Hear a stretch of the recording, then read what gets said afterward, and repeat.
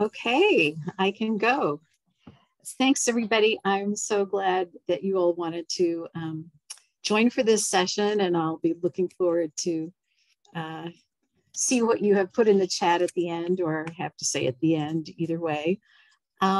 Yes, so I spent a couple of decades working at the Seattle Art Museum, mostly on Asian art programs, and the last 8 years of it as director of the Gardner Center for Asian Art and Ideas there, and kept really busy. And so it was quite something when the pandemic started to have more free time, and then even more so when I was laid off, which was terrible. But you know, the flip side being even more free time. And I've had several great pandemic projects, and I wanted to tell you about this one. I was already making accordion books for some time and really enjoying it, and did a lot more, of course, and was able to take workshops with people in New York and Minneapolis and so on, and just get into it a lot more than I had time to do in the past. And the museum has a lot of Japanese art. I was around Japanese art for a long time. I'm not a specialist and I don't speak Japanese, but of course, you know, I love it. I love a lot of it. And my interest in, you know, book arts does collide with my interest in Asian art. And when I learned, you know, a long time ago about just the number of different formats used in books in Asia, that was really exciting, along with, you know, getting into artist books, and then the world's your oyster as far as formats go. So I spent a lot of time not just making, but also, you know, reading about their history in East Asia, and looking through museum collections to try to find images of accordion books and so on. And you'll see from my title, I ended up including other artist books as well. I'll be telling you as I go through. It's hard sometimes to pull out the accordion books from everything else, and it doesn't always make sense to do so. So I'm going to start with a real quickie as far as the beginnings of books in East Asia and what was introduced to Japan and when, along with the printing. And we'll go with that. So first off, from Etsy, a contemporary accordion book with sort of fake Japanese imagery there. And you might want to remember that shadow on the paper screen, because you're going to see something else like it after a while here. And the terms, accordion book is kind of a weird word. We all know that, although I think we're stuck with it. Orihon is in Japanese, you know, a folded book, like origami, it means fold paper. And ehon, picture books or artist books. The orihon isn't, you know, there are differences between that and what we think of as accordion books, but not major differences. So it's fine to, you know, to use them interchangeably for the most part. So you may or may not be familiar with the first form of bound books, that were Chinese texts on bamboo slips, meaning just these long, narrow pieces that were laced together in small bundles, and then those bundles stacked and laced together again.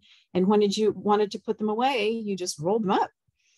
And so a few centuries later, once paper was available and much easier to write on eventually, once the surface was smooth enough, they continued to do it on, you know, long horizontal sheets and roll that up as well. So, you know, so often with the format, when it, you know, it begins, there's something about the material that determines how you use it, like rolling it up. And then that gets applied to the next material, even though there would be other options as well. So we start off with rolling them. And I'm just going to mention the palm leaf manuscripts that were used in Southeast Asia and in parts of southern India and Sri Lanka for Buddhist Sutras.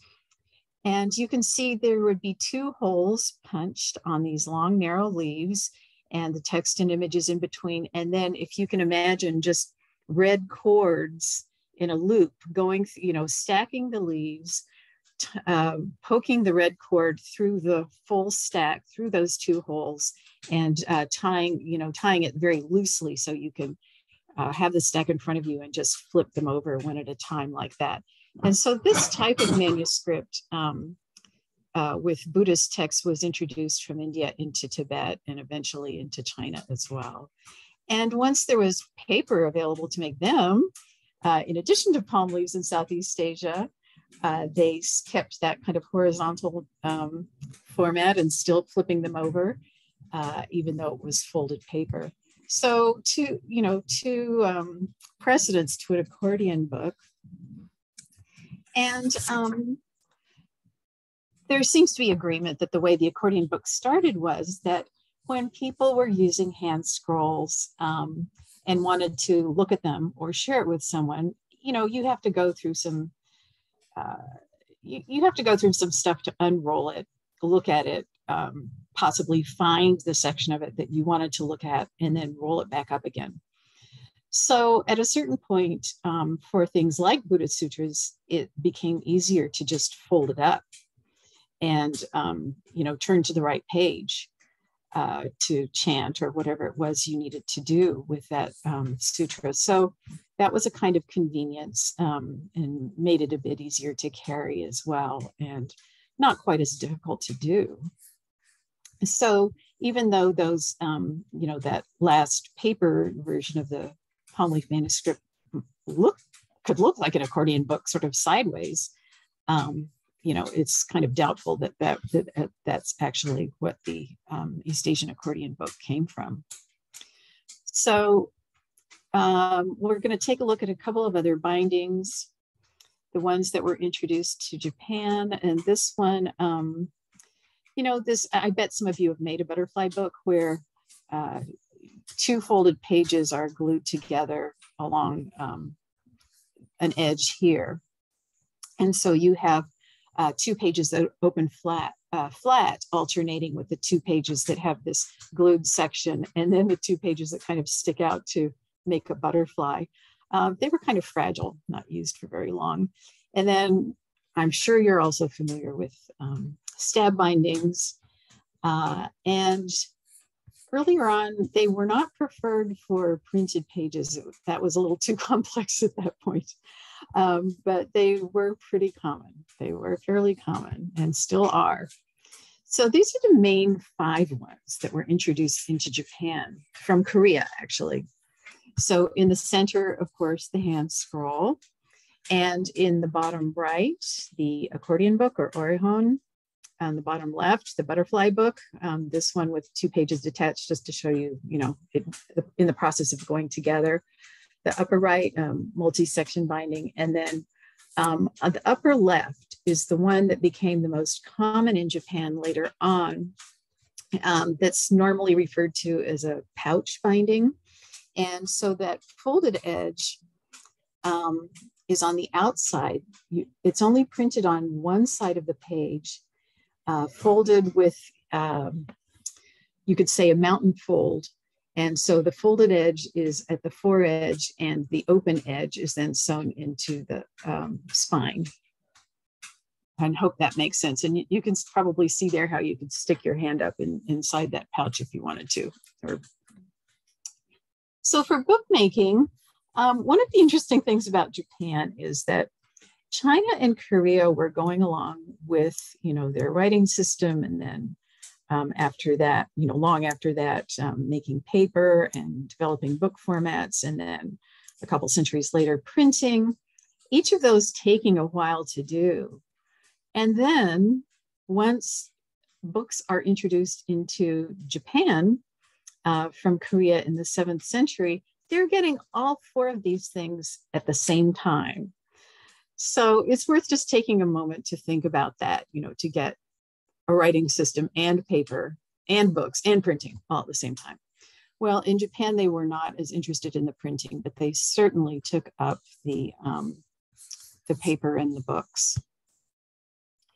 So woodblock printing of text began around the same time in the 7th century in China and Japan. And you might be surprised to see here how early the movable type began to be used in both China and Korea. That's what I meant to say on the woodblock printing, Korea. And that Korea actually was the first place in the world to use movable metal type. And that's, not as widely known as it should be. I think there's still some work involved in getting that acknowledged in other places that, considered the Gutenberg Bible to be the first, although I do understand the Gutenberg Museum has revised what it has to say about that. So that's progress. And so 8th century is when woodblock printed text was introduced to Japan. They were printed on strips, and the image at the top there is the one in Korea, the world's oldest printed text. It's not considered a book, not just because it's printed on a strip, but because it wasn't made to be read. It was a Buddhist sutra that was made to, multiply the teachings of the Buddha and spread it out far and wide in the world, but not necessarily through reading, and a lot of them were buried. Okay, so the earliest printed books in each of these 3 areas in East Asia, here's the oldest surviving one in China, which is one of the Buddha Sutras. And you can see it has this frontispiece with a print of the Buddha and his followers around him. And so this is set up, with looking at a folded page of text at a time. But this frontispiece with the Buddha is actually printed on 5 panels rather than an even number. And so it was a section that, when you started this book, you would unfold those 5 to look at, of course, before you moved on to looking at the text, just the 2 pages at the time, the one folded sheet at a time.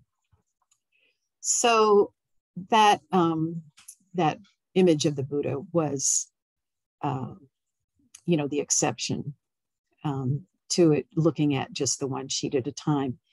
And it was folded into 5 sections because, of course, you don't want to fold a page right through the middle of the Buddha. So this one is an image of that oldest extant printed book using movable type. And I imagine that Korea is negotiating with the National Library of France about where it might be a better place to have it located. But there it is, also teachings of the Buddha. And then in Japan, and this later image, of course, is a lot easier to see than the frontispiece, the format basically the same. So what about these printed books that is different in Japan? Well, in China and Korea, where they had been printing books for a while, they were involved in mass production, large quantities, efficiency. They were using binding methods that were suited to the printed page. And they weren't so interested in other methods.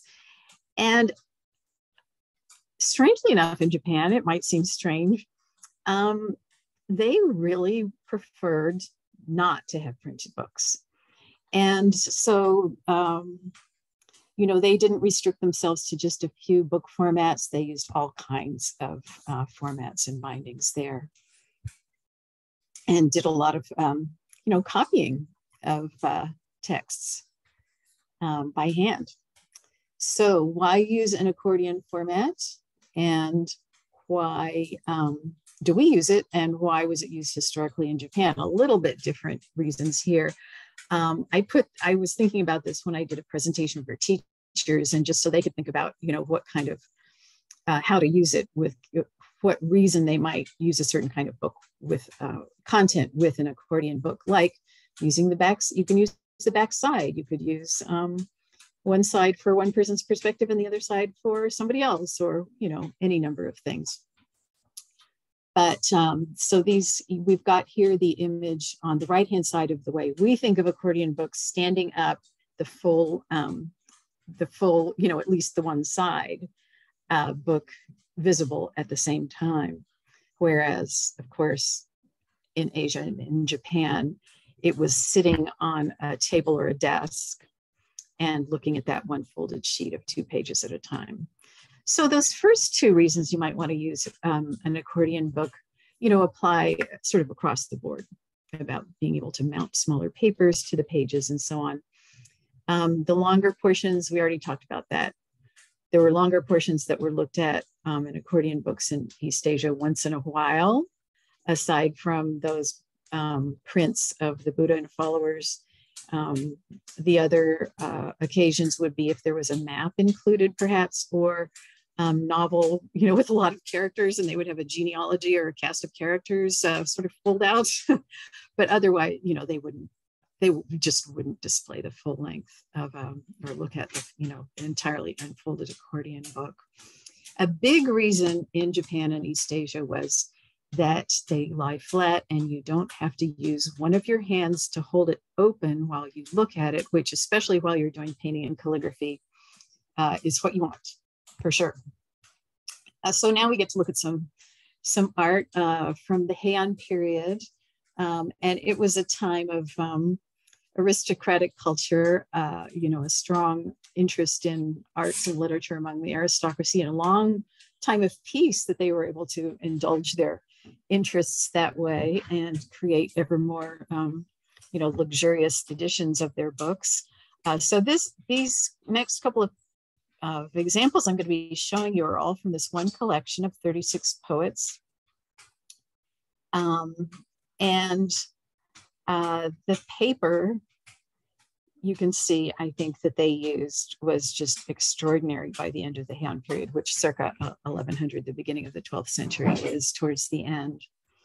So they had, they used dye to make papers of different colors, and had, were happy to just put a page of one color next to a page of a different color, or to combine, as you see here, 5 colors in one page, and just do it by what they called cut and join, and that's the green section, just, cut along a straight line, paste it to a full sheet, and then the others being torn, tear and join. So just, like you've done collage, I'm sure. But the paper itself, you can see, is also something pretty special. They use silver and gold, and you can see some of that silver in shapes, almost like, they look like petal shapes and birds and so on. And they were just quite a production. And this one is what they call clouded paper, which is quite unbelievable. And they would mix up several different colors of the pulp and then just layer them to make the sheets. So there would be some of the purplish, in a lower layer, and something else in between, and then purplish on top of it, on the top layer, and so on, to build up these kind of overlapping forms that don't all have super distinct edges, between the colors, which are very beautiful. And obviously silver and gold here too. The photograph is taken so you can see that amazing paper that was used for the calligraphy. So those tiny little shapes, usually the silver and gold or mica would just be ground up to like a powder, and then would be shaken over the page after applying some glue to the page, would just be shaken over. But sometimes they would use a stencil. So would put a stencil down first and then shake the silver or gold or mica over. So it would stick on the page just in the areas that were cut out. And that's how you get some of those little tiny plant shapes. And this is an incredible design for a very long time ago, for the beginning of the 12th century. And I'm sure it's the cut and join as well, but it's amazing how it looks so dimensional. And sometimes they would use several layers of paper and cut them so that, successively they stuck out a little bit more on each one. And maybe that's how they created this edge. You can't really tell from this image, but you see more this time, a little bit more elaborate stencils used for some kind of tree shapes there, as well as the other speckles. And paper marbling. I bet some of you have done some suminagashi, Japanese paper marbling, and this is quite something on this page, also from that same collection, along with everything else the silver and gold designs and calligraphy. So that was just a quick look at a few examples from a long time ago. And we're going to jump from the 12th century to the 17th century to the Edo period. And not that there weren't books in the meantime, there were lots. There are lots of books, mostly made in Buddhist temples and monasteries. And not just Buddhist texts, but also Chinese poetry. They produced so many volumes of translations of Buddhist texts and Chinese poems and commentaries and anthologies, and a lot of scholarship on both of those subjects. And a lot of them were read outside of the temples and monasteries, especially the Chinese poetry. During the Edo period, there are a lot of people who could read and wanted to read those books. But in that period before the Edo period started, the Chinese poetry books in particular. So there were a great variety of books published once they started doing a lot of woodblock print books. Obviously poetry with images. Also Heian period subjects were of interest, just because basically that information hadn't been available widely previously. And so a lot of people were interested in learning more about it and reading novels from the Heian period and so on. There were a good number of books made of ukiyo-e woodblock prints. You've certainly seen the prints if you haven't seen the books with them, and painting manuals, and then travel-related material. There was a lot of travel going on during the Edo period. Like the Heian period, it was a relatively long stretch of peacetime, and people were on the road between Tokyo and Kyoto a lot, and so a lot of books published, for those reasons.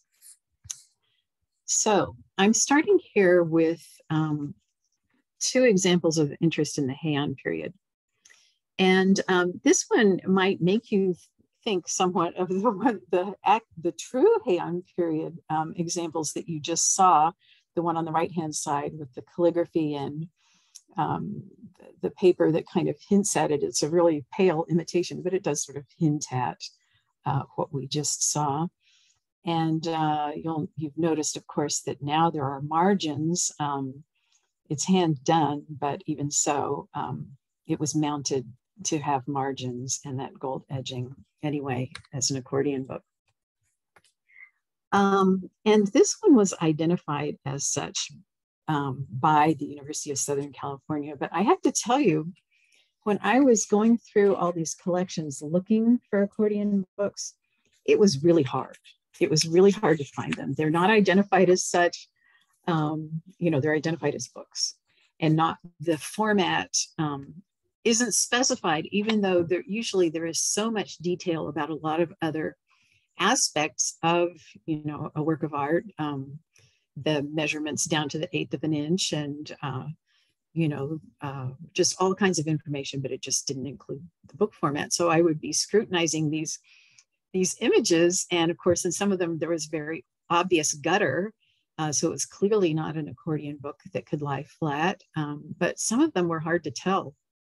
And it took me a while to come across some resources, some museum collections that have very good Japanese artist books collections with more information about them, and not just a search tool, that did actually identify what kind of format the books were in. But it did also make me realize that, the format just wasn't considered as critical a piece of information about the piece as some of the other, and that it didn't necessarily make sense again to think of the orihon or accordion books as just as a separate category.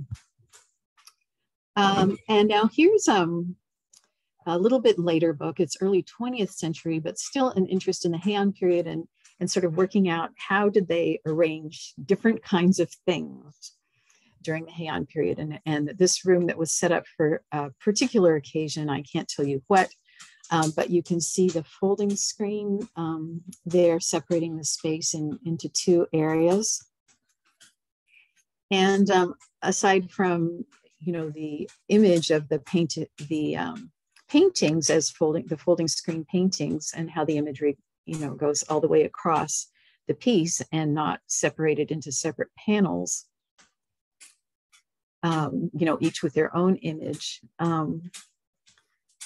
is just to say that being around a lot of folding screens while at the Seattle Art Museum, and in my own work, you know, creating accordion books that are much more based on imagery than they are on text, and liking to look at them on a shelf where they're, you know, all the way out like this, you know, they really are more closely related to, you know, they're more like miniature folding screens than they are like orihon or Japanese accordion books.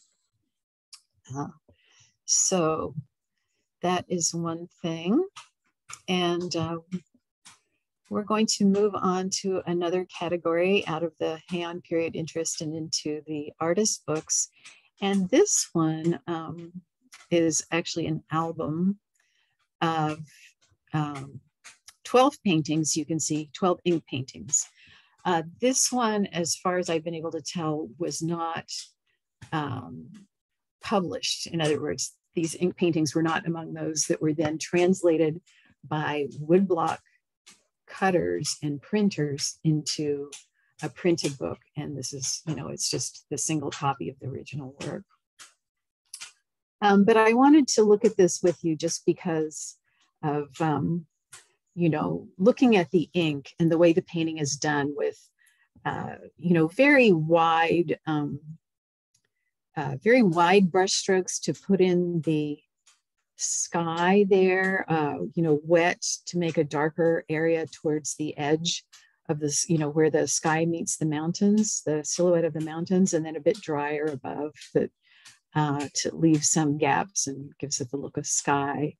And similarly with the water in the middle, and how that's done to suggest water and leaving open white areas where he would go back with a smaller brush to put in the trees and other details. And how do you do that in a woodblock print and get that sense of ink? And I'll show you, you know, a couple that next that were advances in doing so, in trying to do so anyway. This one, a very famous painting manual, the Mustard Seed Garden painting manual. It's been in print in, you know, many editions since it was first created. And, but normally just, you know, is in the form of kind of black line drawings or sketches that were printed.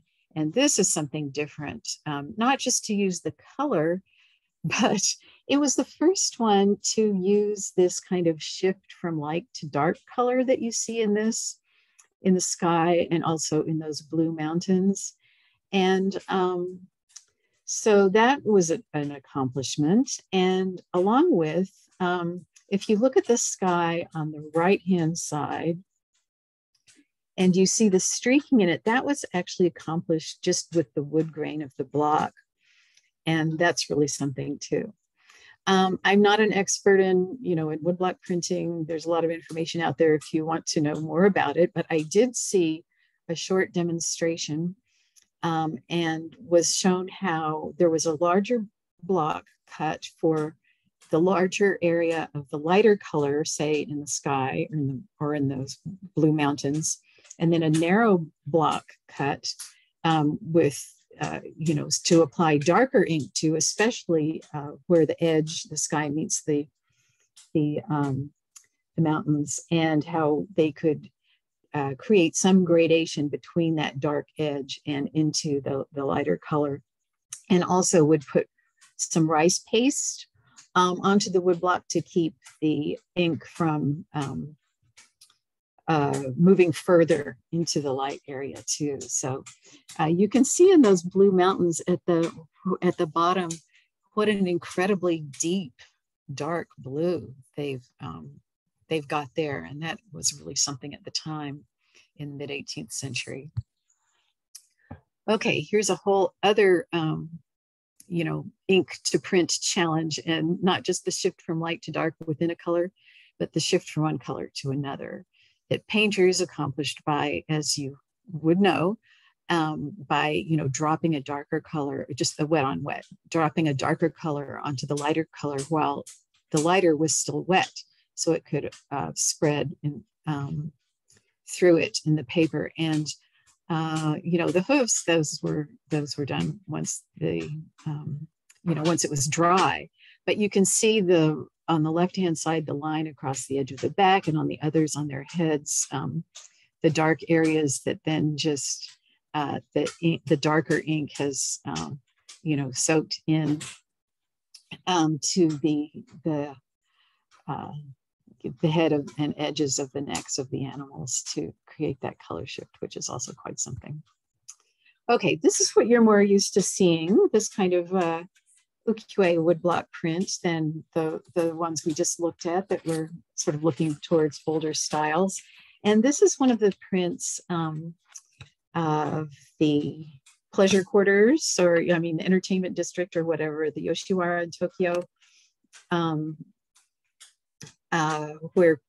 where the courtesans were based, and were women who were very accomplished in music and also in calligraphy and literature and so on. And so some of these sets of prints or books of prints with these kinds of images are, of course, highlighting those accomplishments, also introducing them as individual women and not just as types. And in particular, this specific accordion book was done that way. They wanted to feature the actual calligraphy of these individual women. So they created an outline block for the image, did a print of that, gave it to the women so they could see what space they had, what kind of space they had to do their calligraphy of their poem, and then gave their calligraphy to the woodblock cutters who specialized in calligraphy to cut from their work a separate block that they would print, as you can see here. And that's really something, I think, to have these individual women's work recorded that way. And if you don't have my head on top of it, you'll see on the far right a woman who's looking at a folded piece of paper. And we'll just take a closer look at that. I thought I was going to find an accordion book, but actually you can see that there are rectangles that are mounted onto the accordion. And just because there is so much attention to the textiles of the women that, in their clothing in the print, I like to think it's a textile sample book, but who knows really. I'm going to show you another one from this book. And this photo taken so you can see more of the texture of the paper and get an idea that way of what these look like. And some of the surfaces would be embossed, to raise a texture on, some of the textiles, for instance. And then this one I cropped, cut some of their calligraphy off, but just to take a closer look at what the women are holding and doing. And the woman who is kneeling on the right hand is holding a musical instrument. The woman in the center is reading. You can tell she's holding a rolled up piece of paper, and maybe it's a letter. I really don't know. The woman on the left is holding what's known as a poem slip. She's about to write a poem on it. And the smaller woman at the far left, standing next to her, is holding her inkstone and ink. And she is holding a brush in her other hand from the poem slip, although it's probably hard for you to see that. It is hard to imagine that somebody wearing a magnificent obi like that really would, pick up ink and risk dropping it on their clothing. But it works very nicely for the rhythm of the composition. And I am going to take just a minute to show you how they did sit to write and read sometimes.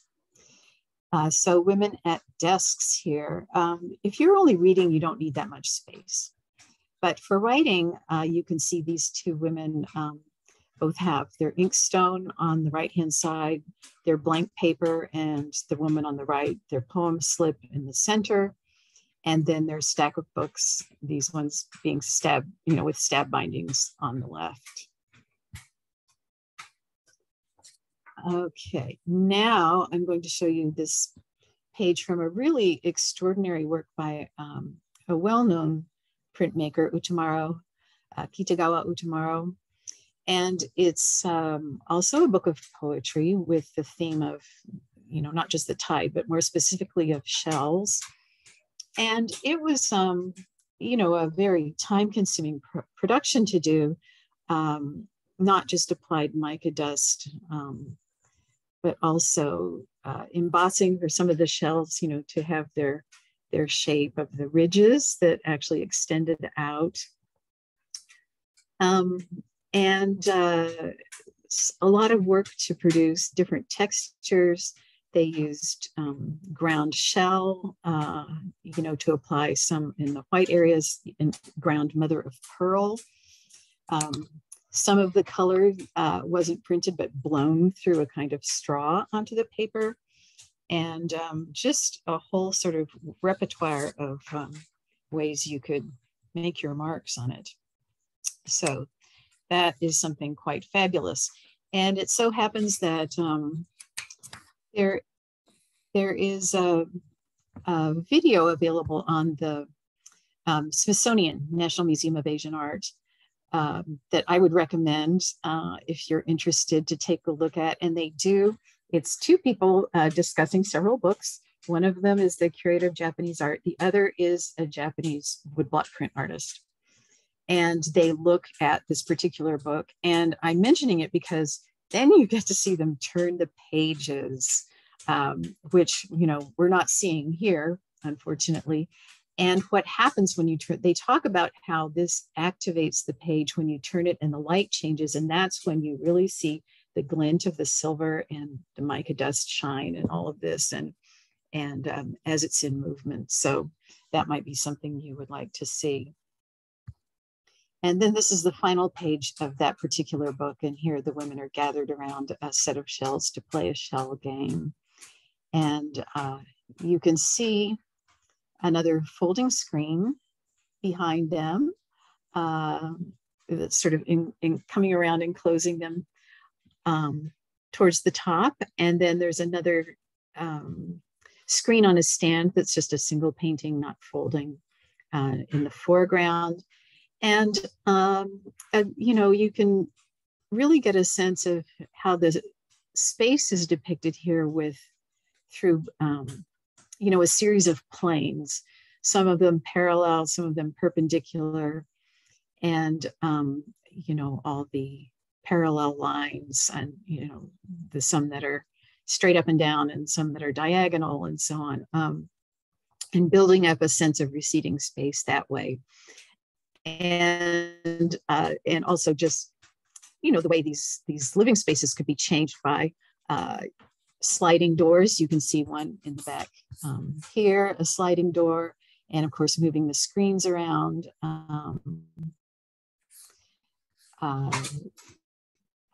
They just had very cool kind of arrangements that way. All right, so now I'm going to pick up on the manuals, and we just have a few more images to look at here. I'm taking the term manual very broadly because I wanted to show you these flower arrangements. I don't think there are any instructions on how to create these yourself. That would be quite a challenge. It's a collection of drawings done by the founder of a particular Ikebana school and his students that they were collected later on and then printed and hand colored. And so this is an example of a very early printed book when they were doing hand coloring rather than printing the color. And they were all done in this sort of very brilliant red and green look.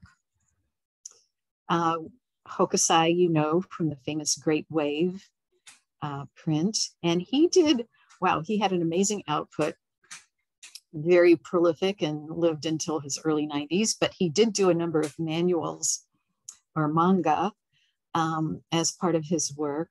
This one for quick drawings. And you can see he's drawn in some geometrical shapes there as well, just, you know, to help you visualize the full form and make it something you could do quickly. So the translation of manga is miscellaneous items on a page. And he did do other books, one that's translated into English as Random Sketches, another one that's translated as Foolish Pictures. And those are other ways of translating manga from what I read, you know, that it has those kind of connotations of, you know, foolish or, you know, sort of fun times in a lot of them. And there is a sense of humor in a lot of Edo period art, including this one. More shadow pictures, and a book by Hiroshige on how to create some of them. And it's just so fun to see at the bottom this man on his back holding up his garment to his knees, and then he's got these papers tied to his feet to make the shadow of a flower pot. So along the lines of travel guides, this one isn't the same kind of production level as some of the others, but you know, I'm sure there were a lot of interesting guidebooks in this one to famous Kyoto gardens. I wanted to share this one partly because this is a photo where you can see sort of the image from the next pages showing through the paper. And I mentioned before, they did like to use very light paper. And sometimes, not in this case, but sometimes the artist would play with that and use an image that would be printed on one side as, you know, as part of that whole image, but then would function in a different way as a layer, as a sort of a shadow from the next page, seeing through the paper. And then for travel also, of course, the famous viewpoints along the Tokaido Road, or the 33 views of Mount Fuji and so on. And this is a really famous print by Kitagawa Hiroshige. And I think partly, you know, because of the way he does the rain and the dark cloud at the top, but also because Vincent van Gogh painted his own version of this very print. And by this time, this is getting into the second half of the 19th century, they could produce very saturated colors if you look, you know, not just at the dark cloud at the top, but also at the depth of blue at the bottom. It is quite something. So just to wrap up here, you know, I've mentioned how I started to realize while looking at these and reading more about them, you know, that you can't really equate them, the orihon, exactly with accordion books. And I also learned, and this also, I think, may be part of the reason that the format, I was having so much trouble with finding identification of the format of books when I was looking at images, that in the same way that scrolls would be remounted from time to time, and scroll paintings sometimes would be cut up to make, you know, several smaller scrolls, or one small section of a hand scroll would be cut and mounted to make a hanging scroll. I eventually learned that it was the same thing with books. And so you might have, it was very common for books to be rebound. You know, they had to be, a lot of times they had to be rebound, but to be rebound in a different format. So a stab binding might become a pouch binding, or a hand scroll might become an accordion book, or any other format might become a hand scroll, remounted as a hand scroll, because they would become so much more valuable that way. So that was, you know, really helped me to understand kind of the the interplay of these different formats. And while there are some kinds of books that you're much more likely to find in a certain format, it's certainly not hard and fast. And you know, that the content of the book isn't, the format isn't necessarily kind of an inherent part of that, the way we would think of with artist books. You're not going to, you know, you're not going to conceive of it the same way with the artist books that we know. So that's a really major difference. And I'll just show you one last one from the early 20th century. This is when tourists from outside of Japan are coming in, going to the places that are listed in the travel guidebooks, seeing those famous views, and then going into the photo shop to buy an accordion album and select the photos of what they saw that they would like to put in them, and still using the, in this case, still using the orihon format. So our artist books, of course, you know, are sculptural in so many different ways. You'll have noticed, I think, while I was going through these images, that the only ones I have shown you that are standing up and displayed this way were the first one from Etsy, and then this last one, the tourist photo album. And so it's wonderful to see the number of formats that were used at the same time, that those kinds of options they enjoyed, and the variety of books that they enjoyed, along with the, you know, the incredible artwork that was part of them, although not as sculptural as our accordion books can be, or our artist books can be, not thought of the same way in terms of being three-dimensional work. Even so, I just think that you know, the variety of the work, the amazing, you know, quality of the productions of some of these publishers, and the innovations, and the design genius and the beauty of them just make them really worth looking at. So I will stop there and see what you might have to say about this.